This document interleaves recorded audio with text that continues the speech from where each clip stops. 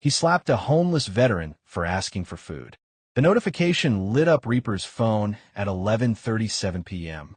Attached was a video that made his blood run cold. "I'm Ghost, road captain for the Iron Vipers MC. I was at the clubhouse playing cards when Reaper got that message. What happened in the next 3 hours changed our town forever."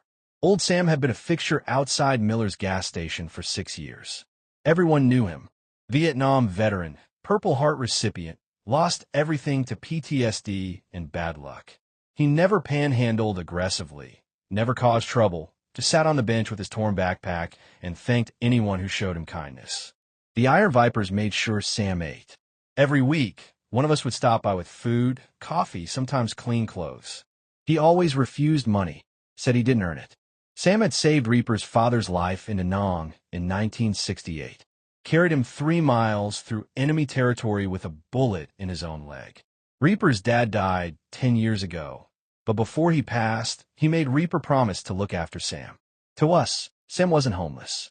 He was a brother who'd fallen on hard times. Dylan Hayes was the new night clerk at Miller's.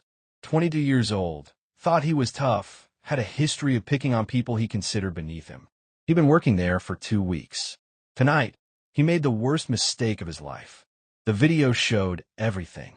Sam walked in the gas station around 10 p.m., shoulders hunched, exhausted. He approached the counter where Dylan was scrolling his phone. "Excuse me, sir." Sam's voice was barely audible on the recording. "Would it be possible to mop your floors in exchange for a sandwich? I haven't eaten today." Dylan didn't even look up.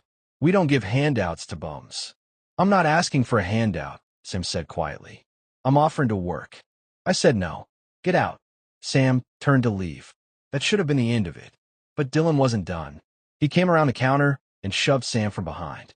"I'm tired of you homeless trash hanging around here, making customers uncomfortable." Sam stumbled, but caught himself on a display rack. "I'm sorry. I'll go." That's when Dylan slapped him. Open-handed, across the face, hard enough that Sam's head snapped to the side. Hard enough that the crack echoed through the store. Sam stood there, face red with a handprint, eyes wet with humiliation.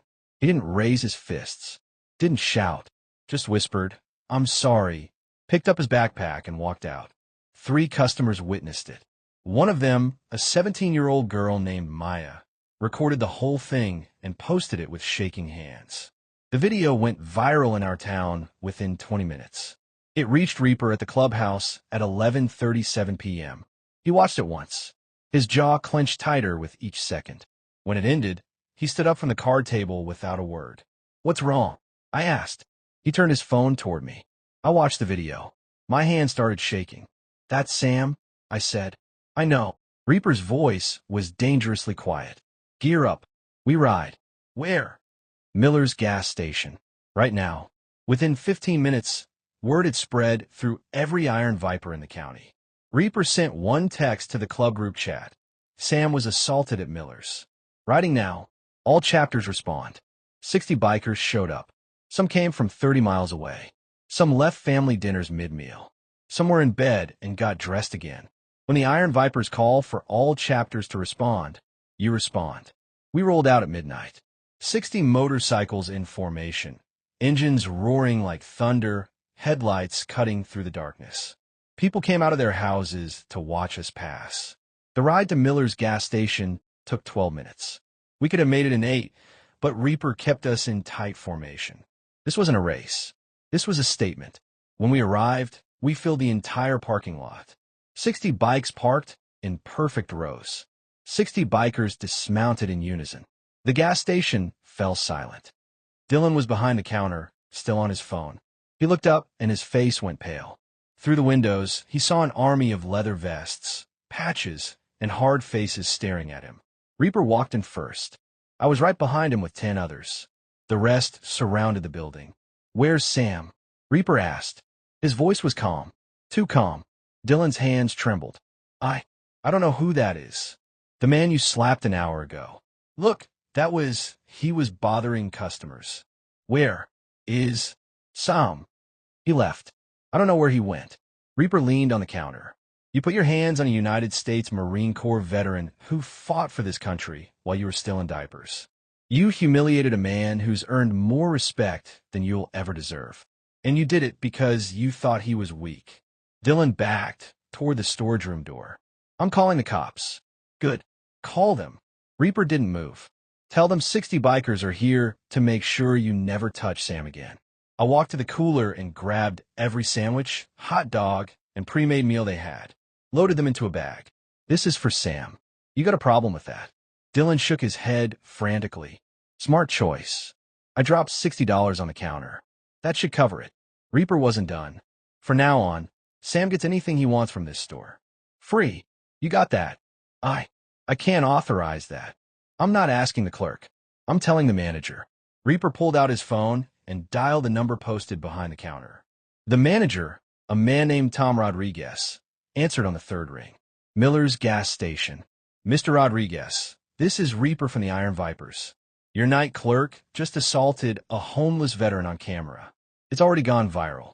60 bikers are currently in your parking lot, and we're shutting down your business until this is resolved.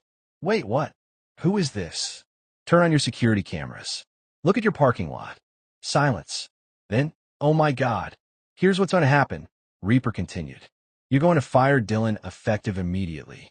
You're going to make sure Sam is welcome at this store anytime, any day. And you're going to apologize to him personally. I can't just fire someone without. Check your phone. The video of your employee assaulting a veteran has been shared 4,000 times in the last hour. Your business is about to become a national story. You can fire him and salvage your reputation, or you can defend him and lose everything. Another pause. Then put Dylan on the phone. Reaper handed Dylan the phone. We watched his face go from pale to green as his manager spoke. The conversation lasted 30 seconds. Dylan hung up. I'm fired. Good. Reaper took the phone back. Now, get out. Walk home. Don't come back. Dylan grabbed his jacket and practically ran out the door. 60 bikers watched him leave in silence. Nobody touched him. Nobody threatened him. They just watched. The message was clear. You're not worth our violence, but you're marked forever. Tom Rodriguez arrived 20 minutes later, terrified and apologetic. I had no idea Dylan would do something like this. Sam's always been respectful here. Where is Sam? Reaper asked. I think I know. Tom led us 3 blocks down to the old bus station, where Sam sometimes slept on the benches. We found him there, curled up with his backpack, the red handprint still visible on his weathered face. Reaper knelt down. Sam, it's me. Sam's eyes opened. When he saw the 60 bikers standing behind Reaper, he started to panic. I'm sorry. I didn't mean to cause trouble. You didn't cause anything. Reaper helped him sit up. That punk is gone. You're safe. He hit me because I asked for food. Sam's voice cracked. I just wanted to work for a sandwich. I know, but that's never happening again. Tom stepped forward. Mr. Sam, I'm the owner of Miller's. I'm so sorry for what happened. From now on, anything you need from my store is free. Food, coffee, whatever you want. You have my word. Sam looked confused. Why would you do that? Because these men explained who you are and what you've sacrificed. Tom's eyes were wet. It's the least I can do. We brought Sam back to the clubhouse that night. Fed him a real meal, gave him clean clothes, let him shower. Our club doctor checked his injuries. Nothing serious physically, but the humiliation had cut deep. I don't deserve all this, Sam said quietly. Yes, you do, Reaper said. You carried my father through hell. You earned every bit of respect we can give. The video of Dylan slapping Sam hit national news the next day. The story of 60 bikers shutting down a gas station to defend a homeless veteran went viral. Donations poured in from across the country. Within a week, we'd raised enough money to get Sam into a small apartment. The VA finally processed his benefits after years of bureaucratic delays. Our lawyer made some calls. Sam got the help he'd needed for years. Dylan Hayes never worked in that town again. Every business owner knew what he'd done. Some mistakes follow you forever. Miller's gas station became a sanctuary for homeless veterans. Tom Rodriguez started a program offering them work in exchange for food and supplies. Other businesses followed his example. All because 60 bikers decided that attacking a defenseless veteran wasn't acceptable.